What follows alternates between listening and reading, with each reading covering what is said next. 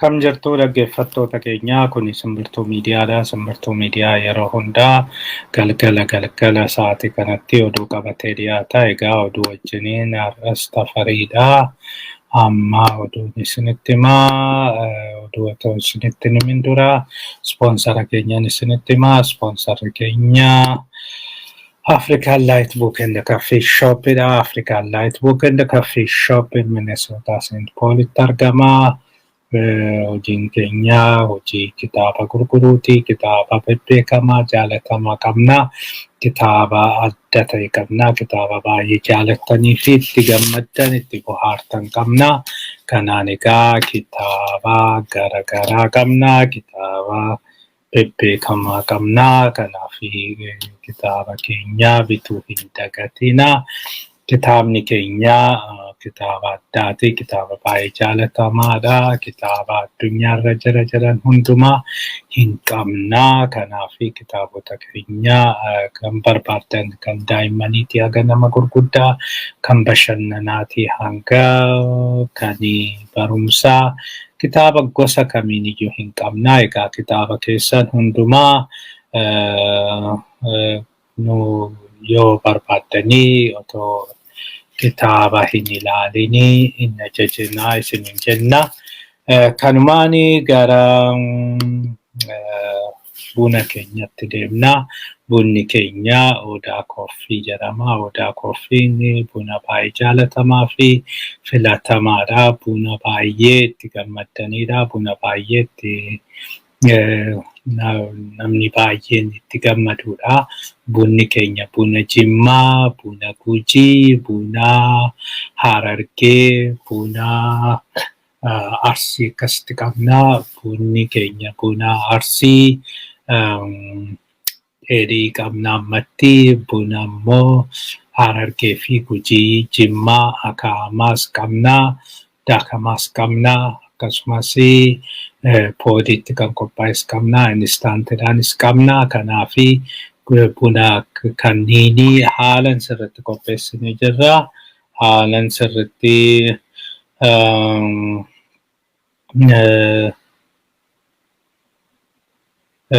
isa qabna. Egaa buna kana ajajachuu hin dagatinaa isinin jenna. Bunatti aanee akaayii qabna. Akaayii boqojjii, akaayii baay'ee jaalatamaa, akaayii fireeshii, akaayii hundumtuu itti gammadu, akaayii kanas qabna. Akaayii kanas ajajachuu hin dagatinaa isinin jenna. Kanumaan gara oduu keenyatti deemna. Oduun keenya har'aa egaa oduu garaagaraa qabna. Oduun keenya har'aa kan eegalluuni oolmaa Tigraayini. Oolmaa Tigraayin waraanni Tigraay akkuma itti fufetti jira. Waraanni Tigraay kuni haga ammaa hin dhaabanne, dhaabachaas hin jiru. Egaa waraanni kuni dhaabachaas hin jiru. Dhaabachaa waan dhaabatus hin fakkaatu. Amma akka mul'ataa jirutti warri Tigraay caalaa humna argachaati kan jirani. Warri Tigraay caalaa humna argachaa jiru. Caalaa baay'ee of ijaaraa jiru. Karaa hundumaan iyyuu leenjii warra fudhatanii, loltuu leenjii gahaa fudhatanii fi haala leenji'anii hedduu qabu. Kanaan amma haaras baasaa jiru jedhamee jira. Kanarraa kan ka'e waraanni kuni gara bahaatiin kan kana dura dhaabbate fakkaate amma Tigraay bahuudhanii gara naannoo Amaaratti magaala Qobbootti marsanii jiru jedhamaa jira. Magaala Qobboo qabachuudhaaf tattaaffii gochaa jiru fakkaata. Gama biraatiin gara Affaar keessattis babal'achaati kan isaan jiranii. Gara Affaar keessas magaala tokko qabachuudhaaf baadiyyaa isaa qabachuudhaaf tattaaffiin isaan godhan jira. Sanaan alaa Abargallee kan jedhamu Waagimraa yookiin zoonii Waagimraa kan warra Aagaw achi keessattis sochii gochaa jiru.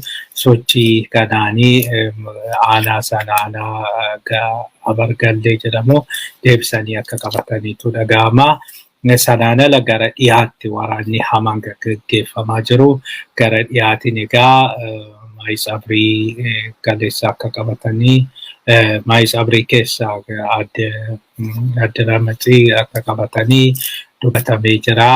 Sanaan Walqaayit keessatti egaa loltuu hedduu garasitti bobbaasanii loltuu hedduun waraanni guddaan garasitti deemaa akka jirudha. Gama biraatiin gara Gondarittis tarkaanfachaa jiru, gara Gondarittis baay'inaan deemaa jiru.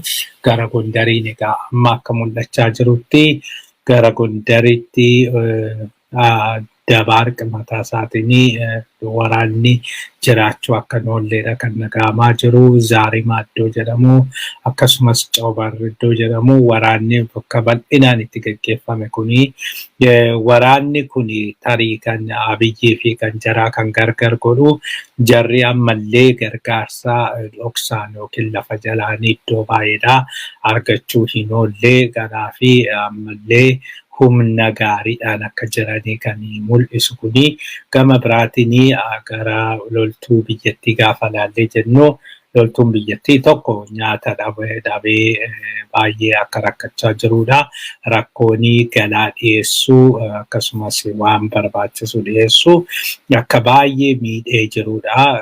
Kanarraa kan ka'e kana dura naannoon Amaaraa hojjettoonni mootummaa guutuun gara waraanaa akka deeman sanaan alas milishaanii fi hidhattoonni garaagaraa akkasumas faannoon hundi gara waraanaa akka deeman godhee hundumtuuyyuu namni humni isaa ga'e hundi gara waraanaa akka deeman godhee haala saniin human waveidhaan qabuudha fi tattaafatees wanti sun otoo hin ta'in hafee jira. Otoo hin milkaa'in hafee jira. Kanaan egaa naannoon Amaaraa naannoo nama miliyoona tokko ol irratti hirmaachisee jira jedhamee yaadama. Isaan keessaa namni hedduun dhumanii jiru yoo xinnaate 1/5 naannoon namni 200,000 kun du'ee kun miidhaan akka irra ga'eedha kan dubbatamaa jiru. Kuni amma unmanageable ta'ee jira. Humna ittiin akkasitti tursiisuu dandeenyu. Hunda caala egaa warri Tigraay tokko akka haftooftaatti kan isaan fayyadamanii erga naannoo Amaaraatti bahaniin booda mootummaa irratti dhiisan kana mootummaan waraanni gaggeeffamaa jiru. Waraanni otoo hin gaggeeffamin isaan kana callisanii qallabuun baasii guddaadha, mataa dhukkubbii guddaadha. Kanarraa kan ka'e warri Amaaraa humna dhabanii achiin booda maatii keessanitti deebi'aa jiranii maatiitti deebisuun isaanii hin beekama.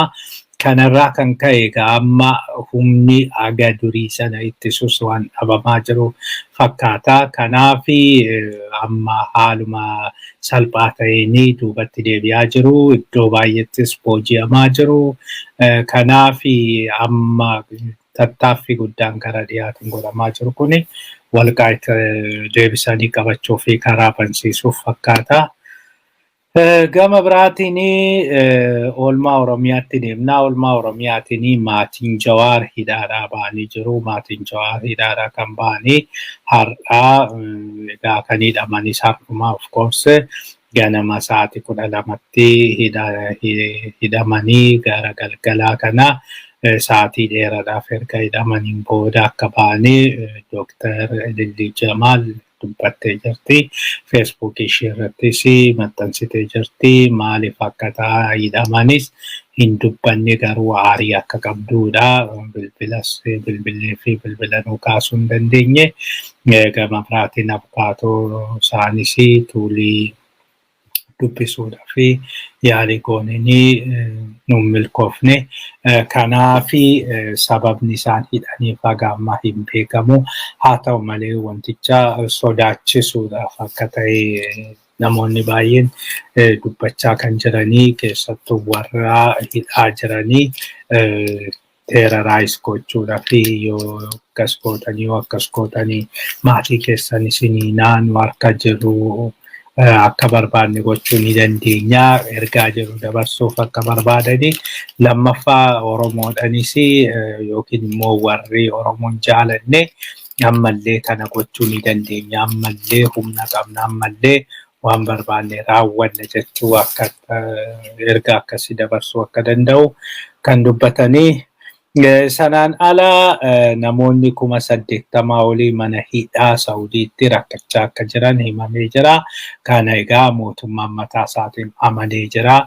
Mootummaanii dhugumaa lammiilee Itoophiyaatti xiyyeeffatanii lammiileen Itoophiyaa Saudiitti akka mana hidhaa keessa galanii fi mana hidhaa keessa akka dararamanii ta'ee jira. Kanaaf kan godhamuudhaa deemu nuti mootummicha dubbisne achiin booda yeroo gabaabaa keessatti gara biyyattiitti akka galaniin goonaa jedhee jira.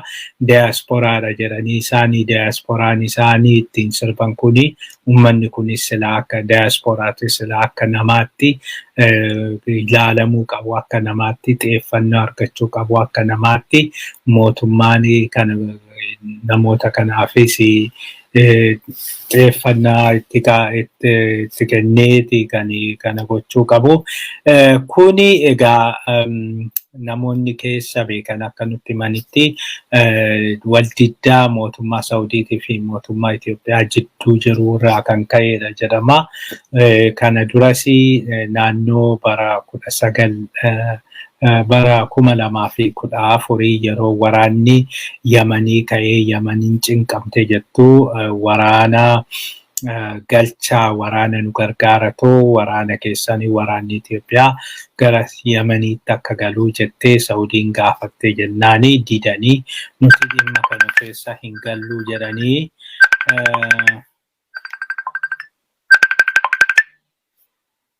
Hello? Hello? Hello, oduuni dhiyeessaa jira. Ergaa hoo qabaatte?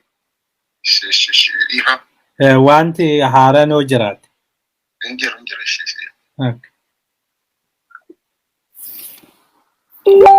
Hayyee biyyaan nu bilbilanii egaa nama odeeffannoo nu kennu ture nama biyyaati. So dhiifama nu gootu kanumaanii gama biraatiin egaa amma rakkoon kun kan dhalachuu danda'ee Saudiin Iraan wajjiniin waan wal jibba qabduu fi mootummaan Itoophiyaa immoo Iraanitti garmalee waan michee fi Iraan karaa meeshaa waraanaatiin gargaaraa waan jirtuu fi waan baay'ee bitaa waan jirtu meeshaa waraanaa gurguddaa ishee irraa bitaa waan jirtuu fi kanarraa kan ka'e Saudiin mufatteeti uummata nagaa irratti haaloo ba'aa jirti. Kuni jala muramee beekamuu qaba. Rakkoo geopolitiksiiti. Uummanni kun uummata nagaati warra eeyyama qabudha waan hunda qabudha. Garuu wanti isaan balleessan tokkos hin jiru. Yoo balleessan yakkan gaafachuun ni danda'ama. Sanaan ala garuu manatti uguranii kana gochuun sirrii miti. Akkasuma ta'ee egaa kan argaa jirru sana gaafa isaan godhanidha. Kanaaf rakkoon yeroo dhiyootti waan furamu hin fakkaatu. Mootummichi humna qabaatee waan fidu hin fakkaatu. Kanarraa kan amma dubbachuu fi danda'u namoonni beektanis egaa waan garaagaraatiin gargaarsa kan gochuu fi danda'u ILO'dha. International Labour Organization itu waan kana gochuu fi danda'a. Kanaaf otoo isaatti iyyatanii achiin booda mootummaa addunyaattis yookiin biyyoota garaagaraatti iyyatanii biyyoonni garaagaraa gargaarsa godhanii fi gara biyyaatti galchanii gaariidha. Sanaan ala mootummaan amma yeroo dhiyoo kana keessatti walitti dhufeenyi Saudiitii fi Itoophiyaa hin fooyya'aa jedhamee hin eegamu. Maaliif warra dhiyaatirraa haga fagaachaa deemu Iraan irratti hirkachaa deema. Iraan irratti haga hirkachaa deemu immoo Saudiidhaan gargar ba'aa deema. Saudiin immoo hagasuma fuulatti guuruu fi lammiilee nagaa irratti haaloo ba'uudhaan kan argisiisti. Kanatu jira. Gama biraatiin ogeessonni fayyaa NGO wajjiniin walii galuun ramaduu fi jedhameera. Egaa bara kufaatii bara even hojjettoota isaaniitii mindaa kafaluu hin dandeenyerraa gaanii jiru kan kuni nutti mul'atu. Kana dura akka jedhametti kana dura ogeessonni fayyaa fi barsiisonni kan isaan qaxaramanii mootummaan federaalaa bajeta qabaa. Bajeta saniini mootummaan federaalaa naannolee fi magaalotaa fi qaxaree ergaa achiin booda naannoleen fi magaalonni ofii isaaniitii haa qaxaratanii jedhamee kun naannoleedhaa kenname. Naannoleen ofii isaaniitii qaxarachuu erga jalqabaniin booda amma keessattuyyuu waraanni kun erga jalqabeen booda bajanni hanqinni bajataa guddaan isaa waan mudatee fi naannoleen ogeessota fayyaa qaxaruu hin dandeenye humna hin qabanii bajata haaraa hin qabanii kanarraa kan ka'e doktoroonni hedduutu barbaachisaa. Doktoroonni iddoo hundumatti iyyuu haalli reeshoon doktarii namni tokko doktarii tokko kan jedhamu reeshoon biyya sanii naannoo 3,000 jedhama. Doktariin tokko nama 3,000 kan inni reeshoodhaan laalu. Biyya biraatti garuu achuma Keeniyaatti gaafa laallee jennee naannoo 1,000 dachaa 3 caalti Keeniyaan mataa isheetiin. Kanaaf doktoroonni kuni barbaachisoodha. Doktoroonni kuni hojjetanii nyaatanii buluu qabu. Uummata isaanii tajaajilanii waan barataniini. Kanaaf doktara fayyaa mataa isaatiin nama egaa qaxaruu dadhabaniidha. Doktara fayyaa mataa isaatiin qaxaruu dadhabaniiti booddee erga rakkatanii jedhaniin booda wanti kuni akka malee waan baay'atee fi akka malees waan humnaa ol ta'ee fi amma mariin erga godhameen booda waliigalteen ga'ame jedhanii jiru. Waliigalteen kuni kadhatanii doktoroota qaxaruu fi kanaanii Ministeerri maallaqaa qarshii barbaadaa jedhanii ministeerri maallaqaa qarshii erga barbaadeen booda ministeerri maallaqaa keessattuyyuu dhaabbata inni jiru Baafaad jedhamu tokko kadhatee jira. Baafaad tolee kan waggaa tokko ani nan danda'a jedhanii jiru. Kanaaf inni gaafa fidee jedhee ministeerri fayyaa yoo ministeerri maallaqaa Ahmad Shidee jechuudha. Inni Baafaad sanirraa qarshii amma tokko yoo fidee jedhee ministeerri maallaqaa ministeerri fayyaa immoo walakkaa kaffalaa. Walakkaa ministeerri maallaqaa walakkaa ministeerri fayyaa akkasitti erga qaxaraniin booda waggaa tokkoof akkasitti erga deemaniin booda waggaa lammaffaatti ministeerri maallaqaa isaa gaafa deemu naannoleen immoo parsantii 25 kafaluu jalqabu. Haala sanaan deemanii hanga waggaa 4tti akkasitti erga deemamiin booda waggaa 4tti hojjettoonni kun dhaabbataa ta'uu bajeta dhaabbataa qabaatanii mindaa dhaabbataa qabaatanii akkasitti hojjetu jedhamee jira. Kun egaa hagam akka rakkoo guddaa keessa jirtu biyyattiin hojjetaa haaraa mataa isaatiin qaxaruu akka hin dandeenye kan isinitti argisiisudha. Kana bu'aan waraanaa waan biraa miti. Bu'aan waraanaa diinagdee ofii barbadeessuudha. Diinagdee ofii balleessuudha. Humna ofii balleessuudha. Nama barate balleessuudha. Kanaadha kan Abiyyi biltsiginnaa keessa biltsiginnaan jedhamu. Biltsiginnaa jedhamee bara biyyattiin doktara waggaa 7 baratee bahee qaxaruu hin dandeenye bara geenyedha. Biltsiginnaan Abiyyi odeessu isa kana. Egaa kuni biltsiginnaadha moo hiyyummaadha? Kana isinumti ilaala. Badhaadhina moo hiyyummaadha kuni? Hiyyummaan jirre keessa galuudha kuni. Yeroo kamiyyuu bara dargii akkasitti kufaatiin hamaan ga'e jedhamu sana bara sana doktarri hojii hin dhabne. Bara kana garuu hojiin hundumaayyuu hojiin dhabamee kunoo sadarkaa kanarra jirra.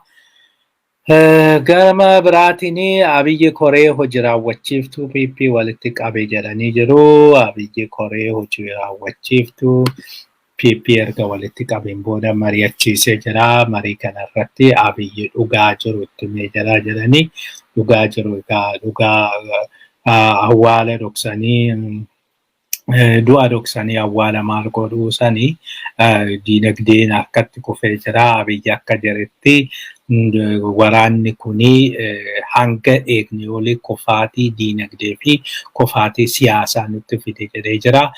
Siyaasni already du'ee jira. Siyaasa waan jedhamu hin jiru biyyattii sana keessa. Siyaasni amma siyaasa kan ta'e Abiyyitu fedhii isaatiin waan barbaade godha. Fakkeenyaaf mormitoota warri jedhaman ammaan achi mormituu miti. Royaaliidha. Royaal oppositionidha. Ooma iddoo hin qabani. Iddoo tokkoyyuu hin qabani. Mormuus hin danda'ani. Yaada alternatives dhiyeessuu hin danda'ani. Kaabinii Abiyyi keessa jiru. Already kan Oromoo duubanii dhugumaan warra mormanidha. Dhugaan jijjiiramna akka dhufu warra godhanidha. Sanaan ala warri guutumatti warri Amaara keessattuyyuu iliitii Amaaratiin hoogganaman dhaabbileen siyaasaa duraanii akka hundumtuyyuu daffanii ture tokko ol yaa'anii akkuma aramaa kosiirra marguu idduma hundatti biqilan tokko amma iddoo egaa akkuma kosii sana idduma hundatti darbatamanii jiru. Duris jibbaa Oromoo fi jibbaa warra Tigraay malee dimokiraasiin dhimma isaanii akka hin taane kan argisiisedha. Kanarraa kan ka'e amma siyaasni hin jiru, siyaasni hojjetamaa hin jiru. Rakkoo keessa biyyattiin jirti. Biyyattii sani kan alternatiivii dhiyeessuu fi karaa kanaan keessaa baana jedhee dhuguma siyaasaa bilchiginnaadhaan ala faallaa ta'e yookiin immoo bilchiginnaadhaan ala sirriidha jedhee kan dhiyeessaa jiru gara Oromoo qofaani. Kanaaf siyaasni kuni humnoota Oromoo fi warra federaalistii jedhaman mootummaa kana warra mormanii fi warra mootummaa kana utuban isaan lamaan jidduu ta'ee jira. Kanarraa kan ka'e egaa Abiyyi amma siyaasni keenya haga eegne ol kufee jedhee jira. Karaa dippiloomaasiis akka malee kufnee jirra jedhee jira.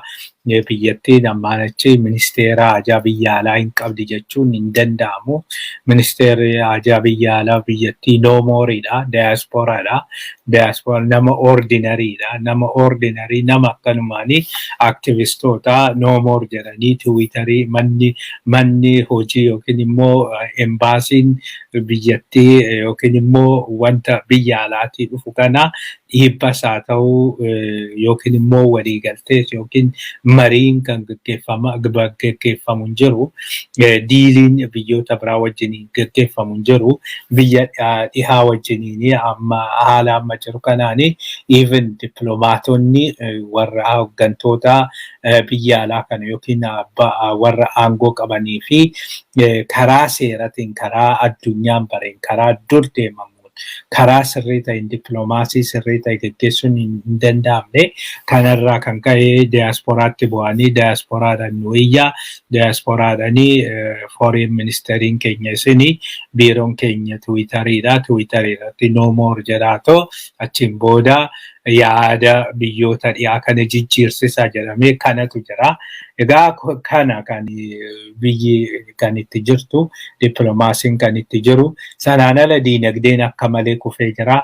Kanaafis hirkoon amma duraanii biyyoota garaagaraatirraa gargaarsiin argamaa ture. Akkuma biyya kamiiyyuu immoo yoo nagaan jiraate yoo dimokiraasiin jiraate yoo mirgi namaa eegame liqaaniin argamaa gargaarsiin argamaa akkasumas warri kun multilateral institution jedhaman akka World Bank, IMF isaan hundi gargaarsa hin kennu.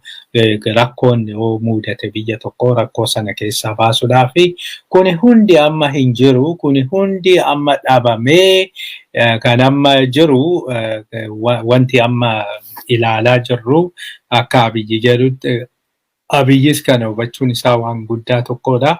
Akka ilaalaa jirrutti kun hundi daayaspooraa irratti hirkatanii jiru. Daayaspooraan immoo humna sanaa hin qabu. diasporaan humna sana ittiin geggeessu hin qabu.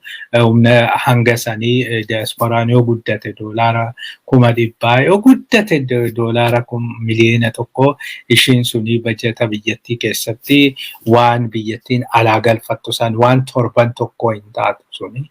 Kanaafi kufnee jirra. Kanaafi waraanichi dhaabbachuu qaba. Waraana kana dhaabuu qabna. Waraana kana ammaanachi itti adeemuu hin qabnu. Nan beekaa warri Amaaraa waraanni kun akka itti fufu fedhii qabdu garuu yoo dhugaa dubbanne waraana kana eenyutu gatii kaffale yoo jenne warra kaantu irra gatii kaffale. Isin fedhii qabdu malee waraanatti yookiin immoo dirree waraana sanatti galuudhaani kana gochaa hin jirtanii jedhee dubbatee jira jedhanii gama biraatiin waraana kana itti fufnee jennaan nuti isaanii ammaan tana nama 60 ol leenjisanii jiru.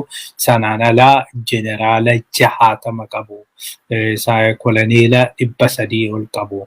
Kanaafi keessattuyyuu middle leadership, military leadership jedhamu kana gahaa waan qabaniifi kana geggeessu. Keenya diishkaa tokko kini matarayyesii tokko yoo itti kenninee jenne innumti diishkaa dhukaasu suni ofiisaati kan ilaamaa yookiin immoo xiyaasaa sana bakka rukutuu qabu sana kan rukutuu hin dandeenyedha warra leenjii dhiisa to'i.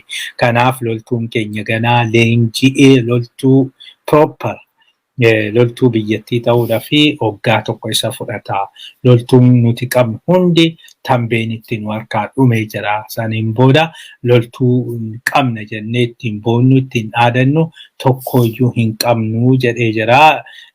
Jedhee dubbateera. Egaa kuni dhugaadha. Namoonni baay'eenis namoonni keessattuyyuu militarii irratti beekumsa qabanii biyyattiin militarii akka hin qabne biyyattiin milishaa malee regular militariin akka hin jirre regular militariin akka harkaa dhume keessattuyyuu immoo middle leadership kan jedhamu suni akka hin jirre sana baay'inaan warra Tigraayitu qabatee ture durumaayi.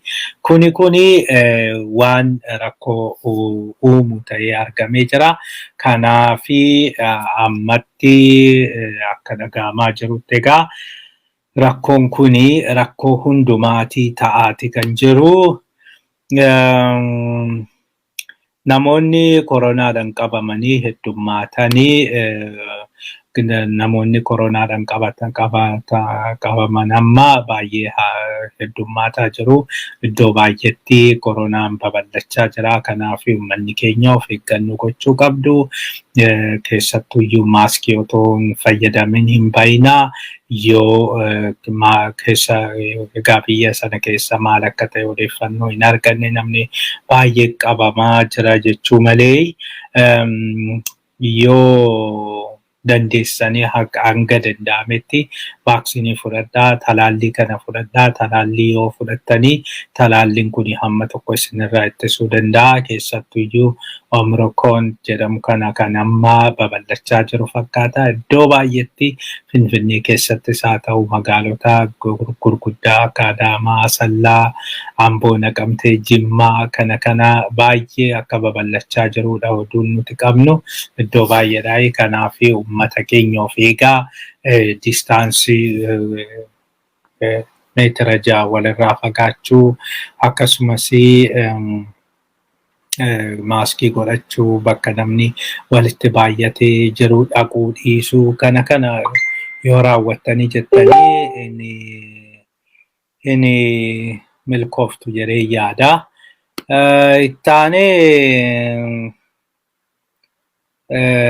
Ittaanee kan jiru oolmaa addunyaati. Oolmaa addunyaatiin feesbuukiin duguuggaa sanyii iddoo hin kennine jedhamee jira. Egaa kana har'aa baay'ee qorannoon tokko har'a ta'ee meetira 2 asitti Ameerikaatti 6 feet waan jedhamuu fi dhiifama meetira 2 walirraa fagaadhaa tole. Koronaa irratti jechuudha. Sana amma feesbuukiin har'a qorannoon tokko akka baay'eetti qorannoon tokko akka argisiisetti feesbuukiin waa'ee Itoophiyaa keessattiyyuu duguuggaa sanyii irratti callisuu filatee jira jedhamee jira. Otoo Feesbuukiin yeroodhani tarkaanfii fudhatee jiraatee yoo xinnaate walitti bu'iinsi kuni hamma tokko dhaabachuu ni danda'a jedhamee jira. Kana kan kaasanii keessattuu jalqabarraa gaafa waraanni kuni jalqabamee waraanni kuni garagaree yommuu loltuun biyyattii mo'atamuu jalqabu namni Dajanee Asaffaa jedhamu namni fooloowarii 120,000 ol qabu Facebook irra bahee lammiilee Tigraay ajjeesuu qabnaa, duguuguu qabnaa, fixuu qabnaa jechuudhaani ifatti dubbatee kun egaa jenosaayidii labse jedhamee laalamaa akka jenosaayidiitti lakkaa'amuu qabaa ture. Kan ammoo warri tweet godhee namni share godhee nama 900 oliidha. Akkasumas namni 3,000 olii reactitti godhee jira jedhamee jira. Kun egaa mallattoon kuni kan argisiisu keessattuyyuu namni kun gaafa waan akkasii kana dabarsu waan akkasii duguuggaa sanyii kana dabarsu achii kan lakkii jedhee baay'ee muraasa jedhama. Lakkii kan jedhe baay'ee muraasa kan jabaadhu eenii sirriidha jedhee heddummaataa jedhamee jira. Kanarraa kan ka'e egaa kuni waan baay'ee nama yaaddessuudha. Kuni keessattuyyuu dubartiin dhalootaan yookiin maatiin ishee Eertiraa ta'anii fi biyyattii Finfinneetti kan dhalatte Miniit Gabruu nama baay'ee cimtuudha. Nama artificial intelligence irratti hojjechaa turteedha. Keessattuyyuu Googilii wajjiniini. Ishiin akka jettetti Feesbuukiin kana dhaabsisuu dadhabuun dadhabbina guddaadha. Namni akkasii kun kaa'ee jechoonni akkasii kun hedduutu jiru. Jechoonni jenosaayidii of keessaa qaban, jechoonni jibba of keessaa qaban, jibba hamaa of keessaa qaban hedduutu jira. Feesbuukiin kanaan kan guutamee jirudha. Garuu kanarratti Feesbuukiin callisuu filachuun isaa itti gaafatamummaa jala kan baasu miti jedhamee jira. Sanarraa kana wajjiniin qorannoo kana keessatti jechi Abiyyis ka'ee jira. Abiyyi kaansariidha. Warri egaa maqaa dha'uudhaaf illee rakkannaa garuu kaansariidha. Isaan aramaadha. Isaan baduu qabu. Isaan akkas ta'uu qabu jedhee wanti inni Facebook irratti barreesse innis akka ragaa jenoosaaydiitti lakkaa'amuu qabaa jedhamee jira. Isheenis jettee jirti. Otoo jennu isheen duraan michuu Abiyyi turte. Abiyyi yeroo aangootti dhufu yeroo inni biyya kana dhufu karaa namaatiin ishee argee baay'ee walitti dhiyaatanii ture. Miidiyaan biyyattis jajaa ture keessattuyyuu gaafa ishiin Googilii baatuu fi achiin booda uummata sagalee hin qabneefan dhaabadha gaafa ishiin jettu. Egaa nuuf dhaabachuudhaaf nu wajjiniin jirteedhanii odeessaa turanii amma garuu kana jechuudhanii Abiyyiin akka waliin gallee fi Abiyyi akka balaaleffattu ifa gootee jirti. Taanee Agawaan diinagdee akka malee miidhaa jedhamee jira. Agawaan diinagdee biyyattii akka malee akka miidhu dubbatamee jira. Agawaan egaa Abiyyi amma karaa deeggartoota isaa yookiin immoo warra wajjiniin jiraniin akka dubbataa jirutti Agawaan waan tokko nu miidhu. Agawaan maal godha? Agawaan baay'inaanii buna irratti kan inni xiyyeeffatu. Buna immoo gabaa addunyaa keessatti iddoo kamittiyyuu gurgurachuu dandeenya. Bunni gabaa addunyaatti hin beekamaa jireetti kan dubbachaa jiru. Haa ta'u malee kun dogoggora jedhamee jira. Biyyattii akka malee akka miidhuudha kan dubbatamee jiru. Duraan dursee Agawaa keessatti kan Agawaa irratti yookiin immoo Agawaan kan irratti dhiibbaa inni irraan gahu inni jalqabaa wayyaadha jedhamee jira. Textile industiriidha. Textile industiriin kuni textile industiriin biyyattii baay'ee textile industiriin biyyattii akka malee akka miidhamuudha kan dubbatamaa jiru. Textile industirii keessattuu industiriyaal paarkii biyyattiin qabdu biyyattiin industrial parkii 13 qabdi. Industrial parkii biyyattiin qabdu keessaa 13 qabdu keessaa 10 warra textile industry dha. Textile industry warra hojjetanidha. Isaan keessaa percentii product isaanii textilein isaanii percentiin 80 gara Ameerikaatti kan dhufu gara agwaa kanaani. Kanaaf inni cufamuuni caalaa biyyattii akka miidhuudha. Biyyattii haala akka malee akka miidhuudha kan dubbatame. Sanaan alas yoo laalamee jedhee exportii kanarraa biyyattiin kan argattu miliyoona 219 wayyaa kanarraa wayyaa biyya alaatti erguurraa jechuudha. Textile industry kanarraa. Sanaan ala sadarkaa lammaffaarra kan jiru buna miliyoona 137 argatteerti bara darbee 2020 Ameerikaatti buna gurguruudhaan Itoophiyaan miliyoona 131 kan argatte. Inni kun isin dhaabata jechuudha. Sanaan ala kophee naannoo miliyoona 11 achi asitti gurguraa turani. Walumaa galatti yoo laalamee jedhame egaa naannoo miliyoona 500 kan asirraa argamu kuni amma dhaabachuuf ta'a. Kibur Gannaa kan jedhamu hiriyyaan Biraanuu Naggaa nuti agwaa keessaa gaafa baanee argaanii waa'uma bunaa qofa waan ta'eef buna sanarratti buna keenya gabaa Eeshiyaatti gabaa yookiin Awurooppaatti gurguruu ni dandeenya. Buna gabaa bunaa hundumatu barbaadaa jechaa jira. Haa ta'u malee egaa kuni waan abdii kutannaarraa ka'edha malee dhugaa miti. Tokko bunni gabaan lafumaa ka'ee hin argamu. Sattuu gurgurachuu dandeenya jedhanii buna callisanii gara Chaayinaatti Beejingitti erganii gabaa nama buna bitu jedhanii bitamu. Duraan dursee gabaan isaa gabaa sana keessa galuuf barbaachisaadha. Dimaandiin sun jiraachuu qaba. Warri sana barbaadan argachuun barbaachisaadha. Kana keessa egaa Ameerikaan gabaan Ameerikaa kan baratamedha.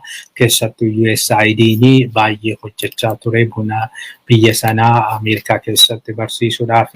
Amma isa kana lafumaa kaanii guyyuma tokkotti yaa'ii Ameerikaan nu didde jedhanii Chaayinaatti gaafa erganii Chaayinaan wanti namni bitu yookiin qaamni bitu yoo hin jiraatin qaamni beeku yoo hin jiraatin callisanii dooniidhaan itti erganiidhaa fi bunni hin gurguramu. Kanaaf rakkoo hamaatti deemaa jiru. Rakkoo hamaatti isaan mudachuudha deemaa jira. Egaa lammii keenya kana keessa mootummaa caala lammiitu miidhama. Dhuguma ba'aan kuni kanaaf wanti isin gochuu qabdan mootummaan kuni mootummaa isin bakka bu'u waan hin taaneef mootummaa kana sirraa ofirraa fonqolchuun dirqama keessanii mootummaan uummanni mootummaa kana ofirraa jijjiiree mootummaa mataa ofii hundeeffachuu qaba. Egaa kanuma waan nu dhaggeeffattaniif galatoomaa. Oduun keenyarraa kanumaa keenyarraa sumarratti dhaabna. Yeroo kanaaf immoo boruu walitti deebinaa. Boruu sa'aatii wal fakkaatan oduu garagaraan hanga walitti deebinutti nagaatti tura. Ispoonsara keenya African Light Book and Coffee Shopii hedduu galateeffannaa. Kunooti African Light Book and Coffee Shopii buna qabnaa akaayii qabnaa. Kanumaan nagaatti isiniin jennaa. Kan ooltan nagaan oolaa, kan bultan nagaan bulaa.